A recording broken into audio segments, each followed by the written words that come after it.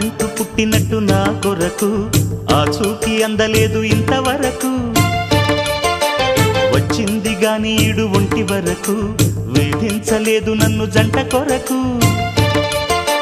చూశాక ఒక్కసారి ఇంత వెలుగు నా వంక రాను అంది కంటి కునుకు ఈ అల్లరి గారడి నీలీల అనుకోనా నీ పేరు ప్రేమ అవునా ఇవాళే నిన్ను పోల్చుకున్నా